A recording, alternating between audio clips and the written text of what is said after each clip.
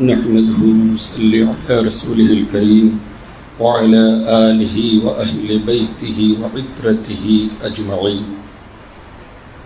मालिक मौला আমার দুই মালিক পাকের পবিত্র কদম শরীফে আমার এই গুনার মাথাকে ধারণ করে চূড়ান্ত আদাব এবং সালামে মাসনুনা সুজুদে তাহিয়া লক্ষ কোটি জানিয়ে আদেশ মোতাবেক আজ আমরা এই পবিত্র শবে আশুরের ঘটনা এবং শেষ পবিত্র অধ্যায় আমরা শ্রবণ করব। হযরতে আব্বাস আলমদার আলাইহিসসালাম পাক উনিও পানি আনতে গিয়ে তাঁবুর কাছে এসে শাহাদাত বরণ করলেন, পানি কিন্তু খিমায় পৌঁছালো না।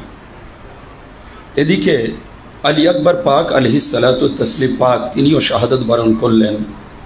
ধীরে ধীরে এক এক করে মাওলা ইমামে হোসেন পাক আলাইহিসসালাম সকলের পবিত্র লাশ মোবারকগুলো তুলে তুলে তুলে তুলে সেই সকাল থেকে নিয়ে দুপুর অবধি মালিকের তাবুতের সামনে এক এক করে সারিবদ্ধ করে রাখছেন। এ সবর, এ ধৈর্য যেখান থেকে পৃথিবী তৈরি হয়েছে, সূর্য জন্ম নিয়েছে, সেখান থেকে কেউ দেখেনি। মালিক মাওলার যে সবর, আজ মাওলার এমন সময় কান্নার রোড উঠল খিমা শরীফের মধ্যে থেকে। মাওলা ইমাম পাক দৌড়ে গেলেন যে কি খবর, কেন তোমরা কাঁদছো? হযরতে শাহরবানু, হযরত উম্মে রুবাব, হযরতে যায়েনাব আলাইহিসসালাম সকলে এক বাক্যে বলছেন, আর কিছুক্ষণের মেহমান আমাদের কলিজার টুকরা আলী আসগার পাক, পানি যদি না দেওয়া হয় ভাই আমার অসহায় শাহাদাত বরণ করবে, ভাই একটু পানির ব্যবস্থা করেন। আমরা বড়রা আজ 3 দিন দানা পানি নেই, তবুও সহ্য করে আছি, কিন্তু এই বাচ্চা মাসুম জান্নাতি ফল বুকের দুধ পর্যন্ত আর পান করতে পারছে না, দুধ শুকিয়ে গিয়েছে। চিন্তা করুন, হযরত ইমাম পাক আলী আসগার পাকের এই কষ্ট শুনে আমাদের মাওলা ইমাম হোসেন পাকের কত না কষ্ট হয়েছিল। যিনি কওসারের মালিক, পানি পান করাবেন সকল নানাজানের উম্মতকে। আজ তাঁরই লখত জিগার নূরে বসর হযরতে মাওলা ইমাম পাকের কলিজার টুকরা এক ফোঁটা পানির জন্য কাতর। তিনি বারবার আবেদন করলেন যে না, ওরা পানি দেবে না, ওরা জালিম, ওরা মালাউন, ওরা পানি দেবে না। বোন আমার, বারবার এটা তুমি আশা করো না। তখন বোন তিনি মানেন না যে না ভাই দিতে পারে, ওরা একটু দেখেন, যদি দেয় আমাদের পানি দরকার নেই। এমন সময় আবেদন তিনি উপেক্ষা করতে পারলেন না। এদিকে বাইরে প্রচন্ড লু বইছে, প্রখর রোদ, মরুভূমির বুকে কোথাও ছায়া মাত্র নেই। মাওলা ইমামে হোসেন পাক দেখলেন, আমি যদি মাসুম আলী আসগার পাককে এমনি খোলামেলা অবস্থায় বাইরে বার করি তাহলে লু লেগে যেতে পারে, প্রখর রোদের গরমে আরো কষ্ট হতে পারে। তিনি কি করলেন, মাসুম আলী আসগার পাককে যেমন কোরআন শরীফ জুজদানের মধ্যে মুড়ে আদবের সাথে নেওয়া হয়, তিনি সেইভাবে নিয়ে বুকের সাথে করে জড়িয়ে ধরে এইবারে মালাউনদের সামনে এলেন। ওই দিক থেকে শিমার, লাঈন, আমর বিন সাদ এরা সকলে বলতে লাগলো, দেখো যদি হোসেন কোরআন নিয়ে আসে তাহলে তোমরা সন্ধি করো, আর যদি কোরআন নিয়েও যদি সন্ধি করতে না চায় আমাদের সাথে, তাহলে এই কোরআনকেও তোমরা তীরবিদ্ধ করতেও পিছপা হইও না। হযরতে কেন মাওলা মুশকিল কুশা পাকের সাথে ওরা কোরআন নিয়েই ছলনা করেছিল, তো আজ সেই কথা ওদের মনে উঠল। এমন সময় মাওলা ইমামে হোসেন পাক আলাইহিসসালাম সকলের সামনে কলিজার টুকরা আলী আকবর পাকের পবিত্র সুরত মুবারকের সামনে রেখে বলছেন, দেখো হে সীমা, হে আমর বিন সাদ, আমার গর্দান নেওয়ার জন্য তোমরা এসছো। আমি তোমাদের কাছে দোষী, আমি তোমাদের কাছে শত্রু, আমার গর্দান নাও, তাতে কোনো দ্বিধা নেই, আমি কতল হয়ে যাব। কিন্তু আমার এই কলিজার টুকরা মাসুম, এ তো কোনো দোষ করেনি, এ তো তোমাদের কাছে কোনো অন্যায় করেনি, অন্তত একে এক ফোঁটা পানি দিয়ে আমার এই রত্নের জানটা তোমরা বাঁচিয়ে নাও। চিন্তা করুন কি কাতর মালিকের কথা ছিল। কিন্তু এগুলো সব ছিল ইতমামে হুজ্জত বলা হয় আরবিতে, যে নিজের হকটা সকলের উপরে জাহির করে দেওয়ার জন্য এগুলো মাওলা করেছিলেন। না তো মাওলা সেই সময় যে হযরত ইসমাঈল আলাইহিস সালামের পায়ের আঘাতে যদি কাবার ধারে জমজম ফুটে বেরোতে পারে, তাহলে মাওলা ইমামে হোসেন ওখানে একটা নয় লক্ষটা জমজম রূপে তৈরি করে দিতে পারতেন। এমনকি মাওলা ইমাম হোসেন পাকেরও দরকার হতো না, যদি আলী আসগার পাককে রেখে দিতেন জমিনের ওপরে, তিনি যদি ওই এড়ি ওই ছোট ছোট পা দিয়ে আঘাত করতেন, ওই জমজমের পানি ফুটে উঠতো কারবালা থেকে, কিন্তু তিনি করেননি। রেজা ওপরে রাজি, তকদিরের ওপরে রাজি, রেজা ওপরে আল্লাহ তাআলা যা লিখে দিয়েছেন তার ওপরে উনি চলেছেন, যে আল্লাহ রাব্বুল আলামিন আমাদের দ্বারা পরীক্ষা নিয়ে তিনি আমাদের সকলের শীর্ষে ওপরে আসীন করবেন, যেন কম দুনিয়া থাকতে সকলে দেখতে পায় যে নবী ও আওলাদ রাসূলের ঘরানার মর্যাদা কি। এমন সময় হযরত মাওলা ইমাম হোসেন পাকের আবেদন তারা রাখলো না। ওদিক থেকে হরমুলা মালাউন কাফের সাথে সাথে বলল, আরে হোসেন তো সন্ধি করতে আসেনি কোরআন নিয়ে, সুতরাং তোমরা তীর চালাও, নিজের শাহজাদার জন্য পানি চাইছে, পানি পাবে না। এমন সময় হরমুলা একটা বিষাক্ত তীর মারল, যে তীরটা আপনার বিষের মধ্যে ডুবানো ছিল, সেই তীর এসে মাওলা আলী আসগার পাকের যেখানে ঠান্ডা ঠান্ডা পানি দরকার ছিল, দুধ পাক দরকার ছিল, সেই গলায় সেই তীরটা বিঁধে গেল। এবং ছোট্ট মাসুম পাকের গলা কতটুকু আর মোটা হতে পারে, চিকন গলা সম্পূর্ণ ভেদ করে মাওলা ইমাম পাকের বাহুতে গিয়ে বিঁধে গেল। হযরত মাওলা ইমাম পাক একবার উপরের দিকে তাকালেন, হায় আল্লাহ, এরা কি নির্মম, এরা পানির বদলে তীর মারলো আমার বাচ্চা, আমার কলিজার টুকরাকে, হায় হায়। এমন সময় তিনি কি করলেন, ধৈর্য সবর, তিনি তীরটা বার করলেন। হযরত মাসুম আলী আসগার পাক তীরটা বার করার সাথে সাথে ফিনকি দিয়ে যখন রক্ত পাক উঠছে, একবার আব্বা হুজুরের চোখের দিকে তাকালেন। চিন্তা করুন কি মুমূর্ষ অবস্থা হতে পারে, চার চোখ এক হচ্ছে, ইমাম জামানার চোখ, আর এদিকে শাহজাদা আলী আসগার পাকের চার চোখ এক হয়ে হামেশার মতো আলী আসগার পাকের তাবুত তৈরি হয়ে গেল। মাওলার কোল মোবারক, জানাজা ওনার কোলের মধ্যেই রয়ে গেল। জান দিয়ে দিলেন আল্লাহ পাকের কাছে। হযরত মাওলা ইমাম হোসেন পাক বলছেন, মাওলা, এতে যদি তুমি রাজি থাকো, এতে যদি তোমার দ্বীন ইসলামের যদি কিছু উপকার হয়, তাহলে মাওলা আজ আমি আমার নানা জানের নামের জন্য একটা আলী আসগার নয়, এরকম লক্ষটা আলী আসগার আল্লাহ তোমার নামে আমি কুরবান করতে রাজি আছি, মাওলা তুমি কবুল করে নাও। এইবারে ফের সুন্দর করে জুজদানের মতো কোরআনকে ঢেকে নিয়ে তিনি কলিজার সাথে লাগিয়ে চলে এলেন। কে কার আবেদন শুনবে, কার আর্তনাদ শুনবে? মাওলা আজ একা কারবালার বুকে চারিদিকে কলমা পড়ে নেওয়ালা, নামাজ পড়ে নেওয়ালা, নামাজের দাবিদার হাজিরা পর্যন্ত সেখানে হাজির আছে, তারাই এইভাবে নির্মম অত্যাচার করছে। মালিকের ওপরে আর বলার কিছু নেই, শেষ আবেদন শেষ, সমাপ্ত হয়ে গিয়েছে।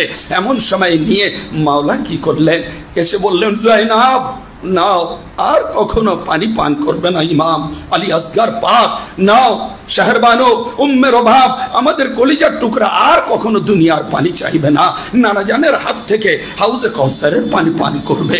এমন সময় রেখে দিলেন নান্না মুন্না সব থেকে মাসুম পাক আলী আসগার পাকের 6 মাসের শিশু।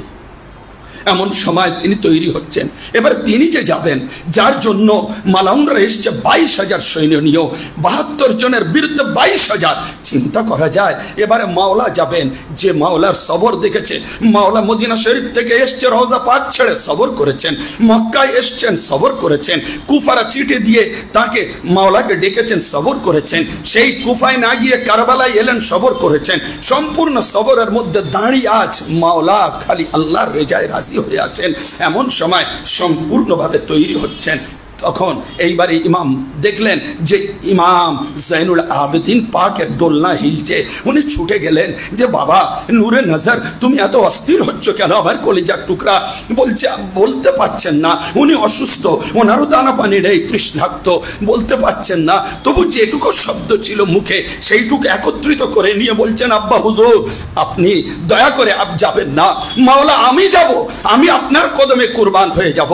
মালাউনরা আপনার ছিন্ন করে দেবে, আপনার একেবারে টুকরো টুকরো করে দেবে, আপনার কতল করবে। আলী জাইনুল আবেদিন আলী আওসাদ দেখতে চায় না, এ দেখতে পারবে না এ কষ্ট। মাওলা আপনি আমাকে হুকুম দেন, আমি আগে আপনার কদম পাকে কোরবান হব। এইটা শোনার সাথে সাথে হযরত মাওলা ইমামে হোসেন পাক কাঁদ দিয়ে জড়িয়ে ধরলেন। এমন সময় দুই শাহজাদা পাক ইমাম পাকের চোখ থেকে অঝর নয়ন পানি গড়াচ্ছে। এমন সময় বলছেন, বাবা আমার এ কলিজার টুকরা, তুমি নানা জানের শেষ নিশানি, আমার শেষ নিশানি, আমার তুমি জানশীন হবে। বাবা গো তুমি যেও না, তোমাকে আমি অনুমতি দেব না, তাতে যাওয়াই হোক, তোমাকে আমি ছাড়বো না। তুমি আমার জানশীন, তুমি আমার নূরে নজর, তুমি আমার শেষ নিশানি। তুমি তো এই কাফলা মুবারককে এই কারবালা থেকে নিয়ে তুমি তো চলে যাবে নানা জানের কাছে, আমার শেষ সালাম পৌঁছাবে। বাবা তুমি আমার কাছে আর আবেদন করো না, তোমার আবেদন আমি আর রাখতে পারবো না। সেই সকাল থেকে আমি সকলের আবেদন রেখে এখন নিঃস্ব অসহায়, আমি একা, আমি দুর্বল, আমি একেবারে অসহায় হয়ে পড়েছি, আমার সামনে আর কেউ নেই, তুমি আমার ওয়ারিস হয়েছো, তুমি আমার আবেদনটা রেখে তুমি খামোশ হয়ে যাও বাবা। এই বলে নিজের সমস্ত ক্ষমতা, নিজের সমস্ত পাওয়ার, নিজের ভলায়ত, যাবতীয় ইমামতের পাওয়ার হযরতে মাওলা জাইনুল আবেদিন পাককে সঁপে দিলেন। বললেন, বাবা আলবেদা, খোদা হাফিজ বলে সম্পূর্ণ এবারে পোশাক পরে নিলেন। পোশাক এবারে যুদ্ধের মাঠে যাবেন। এমন সময় সকলকে এক এক করে নিয়ে আলবেদা জানাচ্ছেন। শাহরবানু, উম্মে রুবাব, সকিনা কোলে জড়িয়ে ধরলেন মাওলা এবং জাইনাব পাককে বলছেন, মা বোন আমার, এ সকিনা মাকে তুমি দেখো, আমার কলিজার টুকরাকে দেখো, আমি না হলে মা আমার ঘুমাতে পারে না, আজীবন এই বাল্যকাল অবধি আমার বুকের উপরে ঘুমিয়েছে, আমি না পেলে আমাকে অস্থির হয়ে উঠবে, আমার অভাব বুঝতে দিও না। বোন আমার কাঁদছেন, শেষ নিশানি নবী পাকের চলে যাচ্ছে আজ কারবালার বুকে। এমন সময় সবকে আলবেদা জানিয়ে খিমা পাক থেকে বেরিয়ে এইবারে মাওলা যখন দুলদুল পাকের উপরে উঠবেন, কেউ সবার কারণ নেই, মাওলা পাকের কদম পাক ধরে যে একটু ঘোড়া পিঠে চাপিয়ে দেবেন সেরকম কেউ নেই। মাওলা আস্তে আস্তে দুলদুল পাকের উপরে উঠলেন, দুলদুলকে একটা ইশারা করলেন, দুলদুল ছুটে যাবে, কিন্তু সে দুলদুল আর যায় না। কিছুক্ষণ হয়ে গেল, ওদিক থেকে মালাউনরা ভাবছে ইমামে হোসেন হয়তো ভীত হয়ে গিয়েছে, আর উনি আগাবেন না। কিন্তু এইদিকে দেখছেন কি ঘোড়া আগাচ্ছে না, দরদর করে ঘোড়ার চোখ থেকে পানি গড়াচ্ছে। উনি ওইটা দেখে একটু চিন্তিত হলেন, কি ব্যাপার, ঘোড়া কাঁদে কেন, ঘোড়া আগে যায় না কেন? একটু নিচের দিকে তাকালেন, কি দেখছেন যে হযরত সকিনা আলাইহিস সালাতু ওয়াস সালাম পাক এসে দুলদুলের দুই পা জড়িয়ে ধরে বলছে, দুলদুল আমার আব্বা জানকে নিয়ে যাস না, সেই সকাল থেকে সকলকে নিয়ে গিয়েছিস, আমার ভাইদেরকে নিয়ে গিয়েছিস, আমার চাচাদেরকে নিয়ে গিয়েছিস, আমাদের গোলামদেরকে নিয়ে গিয়েছিস, ওই কারবালা থেকে কেউ আর ফিরে আসেনি, দুলদুল তুই নিয়ে যাচ্ছিস, আমার আব্বা হুজুররা ফিরে আসবে না, আমি কাকে আব্বা বলবো, আমি আব্বা বলবো, আমি কাকে নিজের গম শোনাবো, কাকে দুটো খুশির কথা বলবো, আমার কেউ নেই, আমি অসহায় হয়ে যাব, দুলদুল নিয়ে যাস না। হযরত ইমামে পাক কাঁদতে কাঁদতে তিনি কি করলেন, চোখের পানি ঝরাতে ঝরাতে নিচে নামলেন। নিচে নেমে এইবারে শাহজাদি পাককে শেষবারের মতো আলিঙ্গন করলেন, করে বলছেন, হে বোন জাইনাব, তুমি সকিনাকে থামাও, তুমি সকিনাকে নিয়ে অন্দর মহলে চলে যাও, আমাকে যেতে হবে। এমন সময় মাওলা এবারে উঠলেন, দুলদুলের পিঠে ইশারা করলেন, ঘোড়া ছুটে চলল। চারিদিক থেকে মালাউনরা আক্রমণ করতে শুরু করলো, কিন্তু হযরত মাওলা মুশকিল কুশা পাকের শের, রাসূল পাকের নূরে নজর, হযরত খাতুনে কিয়ামত পাকের লখত জিগর, এমন সময় চারিদিকে যেভাবে তলোয়ার ছোটায় সেইভাবে মালাউনরা জাহান্নামে পৌঁছে যায়। কিন্তু পৌঁছাতে পৌঁছাতে হুজুর মাওলা অসহায় অবস্থায় কিছু তীর এসে মাওলার শরীরে বিদ্ধ করে দিল, তরবারের আঘাতে মাওলার শরীর জর্জরিত হয়ে গেল। হায় সেই মাওলা আজ সেই জায়গায় দাঁড়িয়ে আছেন, মাওলা আজ সেই জায়গার অবিচল অবস্থায় দাঁড়িয়ে আছেন, সত্যের ন্যায়, সত্যের প্রতীক হয়ে দাঁড়িয়ে আছেন। কোন জায়গায়? মাওলা যেদিন জন্ম পাক বেলাদত শরীফ নিয়েছিলেন এই কারবালার মাটি, নবী পাকের কোল মোবারকে যখন ছিলেন, হযরত জিবরিল আমিন পৌঁছে দিয়েছিলেন যে দেখেন ইয়া রাসূলুল্লাহ, আপনার শাহজাদা পাককে কারবালায় শহীদ করবে এবং সেই মাটি আপনার ঘরে দিয়ে যাচ্ছি, আপনি দেখেন। মাওলা ইমাম হোসেন পাক তখন নানাজানের কোল মোবারকে আছেন। এই কারবালার মাটি রাসূল পাকের হাতে দেওয়া হয়েছিল। মাওলা রাসূল পাক সাল্লাল্লাহু আলাইহি ওয়াসাল্লাম সেইটা ঘ্রাণ নিয়ে বলেছিলেন, আরে আমি তো এর মধ্যে দুঃখ বেদনা জর্জরিত মহা মুসিবতের গন্ধ পাচ্ছি। মাওলা দর দর করে কেঁদেছিলেন নবী পাক। ওই কারবালার মাটি রসুলে পাকের 50 বছর থেকে 57 বছর পূর্বে হযরতে মাওলা যখন খুলেছিলেন পৌঁছে দেওয়া হয়েছিল। আজ সেই মাটি মোবারক মাওলা রসুলে পাক কি করলেন, হযরত উম্মে সালমাকে দিয়ে বলেছিলেন যে উম্মে সালমা তুমি এই মাটিটা রেখে দিও, যেদিন আমার মাওলা ইমামে হোসেন কারবালায় পৌঁছে শহীদ হবে তখন জেনে নিও ইজা তাহওয়ালাত হাযিহি তুরবাতু দামান ফাআলামি আন্না ইবনে ক্বাদ কুতিলা, যে এই মাটি যেদিন রক্ত হয়ে যাবে সেদিন আমার হোসেন আর দুনিয়ায় নেই, আমার হোসেন আর দুনিয়ায় নেই, শহীদ হয়ে গিয়েছে। সেই জায়গায় আজ মাওলা ইমামে হোসেন দাঁড়িয়ে আছেন যে মাটির ওনার জন্মের সাথে সাথে পৌঁছে দেওয়া হয়েছিল। তাহলে রসুলে পাক ও দেখছেন মাওলা ইমাম পাক আজ সেই জায়গায় দাঁড়িয়ে আছেন, কতল গায়ে দাঁড়িয়ে আছেন। এমন সময় চারিদিক থেকে তীর এসে লাগলো, মাওলার শরীর ক্ষীণ হয়ে গেল, মাওলা অবশ্যই আসছে শরীর। এমন সময় এক মরদুদ মালাউন কাফিরের তীর মাওলার পবিত্র পেশানি, যে পেশানি মোবারকে রসুলে পাক বারবার চুম্বন দান করতেন, সেই পেশানি মোবারকে এসে যখন লাগলো মাওলা আস্তে আস্তে তিনি হেলে গেলেন। তখন দুলদুল বুঝতে পারলো আমার মালিক, আমার আকা, আমার মনিব হয়তো পড়ে যাবেন, পড়ে গেলে লেগে যাবে না, এটা হতে পারে না, সারা জীবনের গোলামি তাহলে বরবাদ হয়ে যাবে। সাথে সাথে কি করছে, সেই দুলদুল আস্তে আস্তে বসে পড়লো। বসতে মাওলা আস্তে আস্তে ঢলে পড়লেন জমিন পাকের উপরে, কারবালার উপরে। মাওলা ইমাম হোসেন পাকের দেহের সাথে এবারে কারবালার সংযোগ হয়ে যাচ্ছে। এমন সময় সীমার লাইন ছুটে এলো, এসে মাওলা ইমাম হোসেন পাক আলাইহিস সালাতু ওয়াত তাসলিম যে সিনায় নবী পাক সব সময় নিজের হাত বুলাতেন, চুম্বন দান করতেন, মালাউন কাফের সেই সিনার উপর পা দিয়ে বসে গেল। হায়, যেমন মনে হচ্ছে যে কোরআন শরীফের উপরে বানর বা জন্তু জানোয়ার বসে গিয়েছে এইভাবে। এমন সময় সেই মাওলা ইমাম হোসেন বলছেন, আরে সীমার একটু তো নেমে বস, কেন আমার কষ্ট হচ্ছে, একটু নাম, এবং আমি এই শেষ কালে আমি আমার আল্লাহর সামনে সেজদায় চলে যেতে চাই, তারপরে তুই আমাকে কতল করিস, তার আগে তুই করতে পারবি না। এমন সময় যাই হোক মালাউন কি করলো, ও শুনলো, শুনে নেমে এলো। মাওলা ইমামে পাক আলাইহিস সালাতু ওয়াত তাসলিম পাক শেষ সিজদা করছেন, কিন্তু আজ ওযু নেই। আজ মাওলা ইমাম হোসেন নিজের রক্ত মোবারক দিয়ে, পবিত্র রক্ত দিয়ে মাওলা ইমাম হোসেন ওযু পাক করলেন সম্পূর্ণভাবে, সারা শরীর রক্তে রঞ্জিত। মাওলা যখন শেষ আল্লাহ রাব্বুল আলামিনের কদম পাকে সিজদায় পড়ে গেলেন, ওই দিক থেকে মালাউন সীমার সাথে সাথে মাওলা ইমাম হোসেন পাকের শির থেকে, আপনার দেহ মোবারক থেকে, বদন মোবারক থেকে শিরকে দ্বিখণ্ডিত করে দিল, ছুরি চালিয়ে দিল। হায়, সাথে সাথে সারা বিশ্বের জিন জাতিরা, ফেরেশতারা উত্তর থেকে দক্ষিণ, পূর্ব থেকে পশ্চিম হায় হোসেন, হায় হোসেন, হায় হোসেন করে চারিদিক থেকে চিৎকার করে যাচ্ছে। চিৎকার চিৎকার হচ্ছে, গগন ভেদি আর্তনাদ উঠলো যে আজকের হযরত ইমামে হোসেন পাক শহীদ হয়ে গিয়েছেন। আজ ইমাম পাক আর নেই, আজ রাসূল পাকের নামাজ আর নেই, হযরত মাওলা ইমামে হোসেন পাক শাহাদাত বরণ করলেন। এইবারে মালাউনরা কি করলো, সমস্ত শির মোবারক গুলোকে কাটলো, কেটে নিয়ে এমন সময় হযরত আলী আসগর পাক, আলী আকবর পাক, হযরত মাওলা ইমাম হোসেন পাকের সমস্ত শির মোবারক গুলো কি করলো, নেজার আগায় তুললো, বল্লামের আগায় তুলে সব উঁচু করে রাখলো। এদিক থেকে হযরত বিবি পাক গণের সমস্ত খিমাগুলোকে লুট করতে লাগলো মালাউনরা। হায় হায়, কি বিশ্বাস, এরা হচ্ছে মালাউন, এরা হচ্ছে ইসলাম ধর্মের মধ্যে থেকে এরা মুনাফিক, এরা কাফের, এরা নামাজ রোজা হজ যাকাত করা সত্ত্বেও যারা দ্বীন ইসলামের আসল রূহ, আসল ঈমানটাকে কতল করে দিল। নবী পাক আমাদের সামনে রেখে গিয়েছিলেন দুটো জিনিস।